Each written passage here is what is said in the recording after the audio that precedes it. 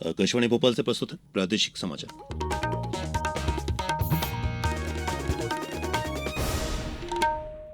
नमस्कार, समाचारों के साथ मैं प्रशांत सेंगर। सबसे पहले इस बुलेटिन के मुख्य समाचार। निर्वाचन आयोग ने लोकसभा चुनावों के दौरान कानून और व्यवस्था को लेकर संबंधित अधिकारियों के साथ की समीक्षा। लोकसभा चुनाव के दूसरे चरण के लिए प्रदेश की 7 सीटों पर अब तक 54 अभ्यर्थियों द्वारा भरे गए 73 नामांकन पत्र। आज नामांकन भरने का अंतिम दिन। राजधानी भोपाल सहित प्रदेश के कई जिलों में तेज गर्मी का दौर जारी। और आईपीएल क्रिकेट में कोलकाता नाइट राइडर्स ने दिल्ली कैपिटल्स को 106 रनों से हराया। और अब समाचार विस्तार से। भारत निर्वाचन आयोग ने लोकसभा चुनावों के दौरान कानून और व्यवस्था की स्थिति की समीक्षा और आकलन करने के साथ साथ अवैध गतिविधियों, जब्ती की रोकथाम और अंतर्राज्य के अलावा अंतर्राष्ट्रीय सीमाओं पर भी कड़ी निगरानी सुनिश्चित करने के लिए सभी राज्यों के अधिकारियों के साथ एक बैठक की है। संयुक्त समीक्षा का उद्देश्य स्वतंत्र, निष्पक्ष, शांतिपूर्ण और प्रलोभन मुक्त चुनाव के लिए सीमाओं की रक्षा करने वाली केंद्रीय एजेंसियों के साथ साथ पड़ोसी राज्यों के अधिकारियों के बीच भी सहज समन्वय और सहयोग के लिए सभी संबंधित हितधारकों को एक ही मंच पर लाना था।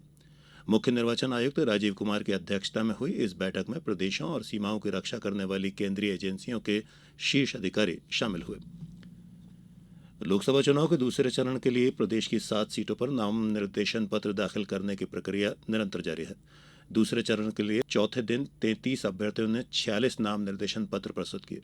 अब तक 54 अभ्यर्थियों द्वारा 73 नाम निर्देशन पत्र दाखिल किए जा चुके हैं।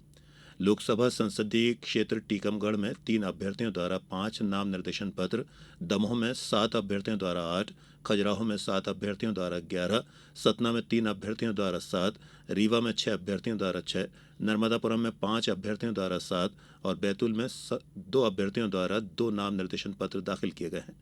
नामांकन पत्र दाखिल करने की अंतिम तिथि 4 अप्रैल है। 5 अप्रैल को नाम निर्देशन पत्रों की जांच की जाएगी। प्रत्याशी 8 अप्रैल तक अपने नाम वापस ले सकेंगे। गौरतलब है कि दूसरे चरण के लिए 26 अप्रैल को मतदान होना है। इधर प्रदेश में मतदाताओं को जागरूक करने के लिए विभिन्न गतिविधियां निरंतर संचालित की जा रही हैं। प्रदेश के डिंडोरी जिले में 85% मतदान लक्ष्य की प्राप्ति के लिए स्वीप प्लान के तहत जिला निर्वाचन अधिकारी विकास मिश्रा ने ईद हैम्पर की पहल की है। इसके तहत राज्य ग्रामीण आजीविका मिशन ने ईद के अवसर पर ईद हैम्पर तैयार किया है, जिसमें ईद से संबंधित उपहार जैसे सेवैया, खजूर और लड्डू आदि आवश्यक सामग्री शामिल है। मंदसौर में जिला निर्वाचन अधिकारी दिलीप कुमार यादव ने वार्ड नंबर 10 और मतदान केंद्र 2 से हस्ताक्षर अभियान का शुभारंभ किया है। इसके पश्चात कलेक्टर ने मतदाता जागरूक रैली को हरी झंडी दिखाकर रवाना किया। रैली का समापन संजय गांधी उद्यान में हुआ।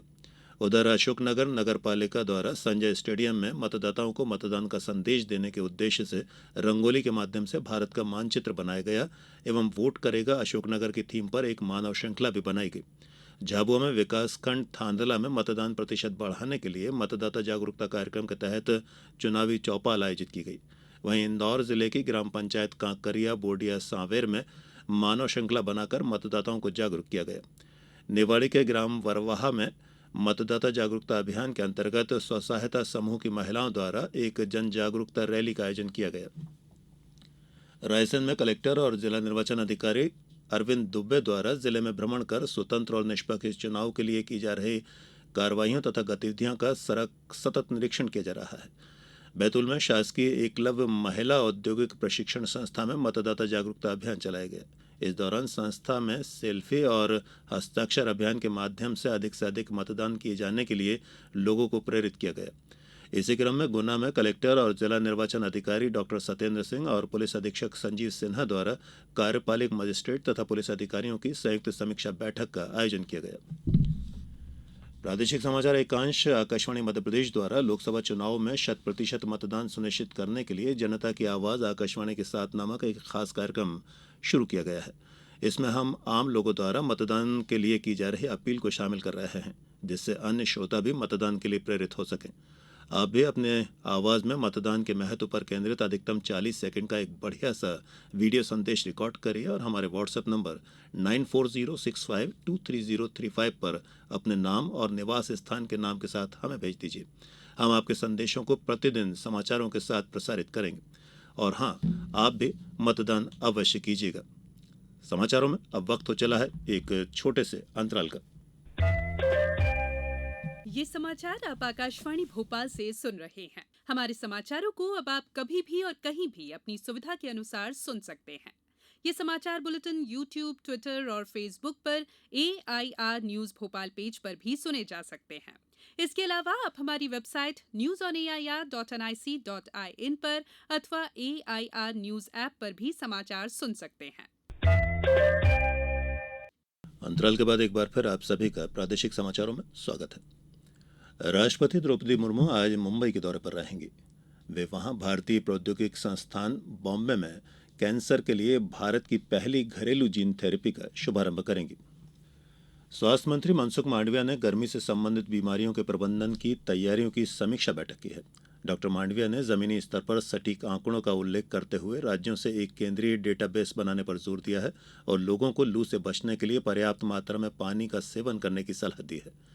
वहीं मध्यप्रदेश राज्य आपदा प्रबंधन प्राधिकरण ने लू से जनसामान्य के बचाव के लिए समस्त जिला प्राधिकरणों तथा लू प्रबंधन से संबंधित समस्त विभागों को जिला स्तर पर सभी आवश्यक कदम उठाए जाने के निर्देश दिए हैं।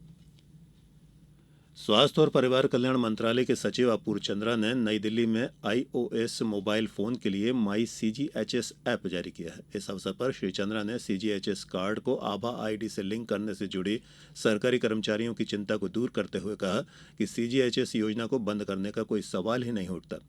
इस ऐप पर केंद्रीय कर्मचारी स्वास्थ्य योजना अर्थात यानी CGHS के लाभार्थी अपने स्वास्थ्य संबंधी रिकॉर्ड और जानकारी प्राप्त कर सकेंगे। ये ऐप एंड्रॉयड फोन के लिए पहले से ही उपलब्ध है। इस ऐप पर चिकित्सकों के साथ साथ लैब रिपोर्ट, दवाओं संबंधी जानकारी और निकटतम स्वास्थ्य और देखभाल केंद्र जैसी आवश्यक सुविधाएं उपलब्ध हैं। और अब बात मौसम की करते हैं। राजधानी भोपाल सहित प्रदेश के कई जिलों में इन दिनों भीषण गर्मी का दौर जारी है। भोपाल का तापमान कल 38 डिग्री सेल्सियस दर्ज किया गया। यहाँ दिन भर तेज धूप छाई रही। हालांकि 5 अप्रैल को उत्तर भारत में एक पश्चिमी विक्षोभ सक्रिय हो सकता है, जिसका प्रदेश में 2-3 दिन बाद असर होने का अनुमान है, जिससे गर्मी से थोड़ी राहत मिलने की संभावना है। मौसम विभाग से मिली जानकारी के अनुसार खंडवा और मंडला में तापमान 40 डिग्री के पार दर्ज किया गया है, जबकि रतलाम, दमोह, सिवनी, बैतूल और खरगोन में पारा 39 डिग्री या इससे अधिक रहा। पचमढ़ी में भी पारा 32.8 डिग्री सेल्सियस दर्ज किया गया। सतना जिले में आज आसमान में बादल छाए हुए हैं और बारिश होने की संभावना है। हालांकि इससे किसानों के चेहरे पर चिंता बढ़ गई है, क्योंकि पकी फसलें खेतों में लहरा रही हैं। अब बात क्रिकेट की करते हैं। IPL क्रिकेट में आज अहमदाबाद में गुजरात टाइटंस का मुकाबला पंजाब किंग्स के साथ होगा। मैच भारतीय समय के अनुसार शाम 7:30 बजे शुरू होगा। वहीं कल कोलकाता नाइट राइडर्स ने दिल्ली कैपिटल्स को 106 रनों से हरा दिया। कोलकाता नाइट राइडर्स ने निर्धारित 20 ओवर में 7 विकेट पर 272 रन बनाए। जवाब में दिल्ली की टीम 17 ओवर और 2 गेंदों में 166 रनों पर ही ऑल आउट हो गई। और अब इस बुलेटिन के कुछ समाचार संक्षिप्त में। भोपाल पुलिस ने राजीव गांधी प्रौद्योगिकी विश्वविद्यालय की 19 करोड़ 48 लाख रुपए की राशि निजी खातों में ट्रांसफर किए जाने के आरोप में फरार आरोपी सुनील कुमार, RS राजपूत और ऋषिकेश वर्मा पर 3-3 हजार रुपए का इनाम घोषित किया है। सागर में लोकसभा चुनाव के अंतर्गत शुरू हुए प्रशिक्षण में अनुपस्थित पाए गए 35 लोगों को नोटिस जारी किया गया है। आगरमालवा जिले में अब तक 1,31,000 क्विंटल से अधिक की गेहूं खरीदी की जा चुकी है। इंदौर जिले के जिला न्यायालय परिसर में स्थित डिस्पेंसरी में कल विशेष प्राथमिक स्वास्थ्य परीक्षण शिविर का आयोजन किया जाएगा।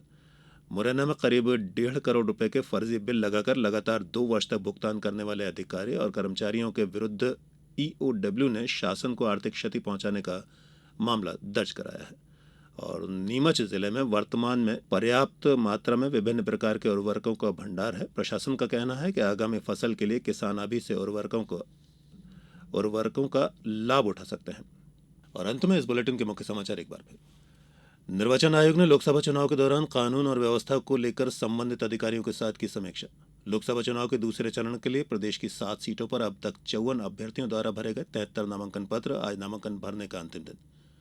राजधानी भोपाल सहित प्रदेश के कई जिलों में तेज गर्मी का दौर जारी है। और IPL क्रिकेट में कोलकाता नाइट राइडर्स ने दिल्ली कैपिटल्स को 106 रनों से हराया। इस बुलेटिन में बस इतना ही। आगे दीजिए। नमस्कार।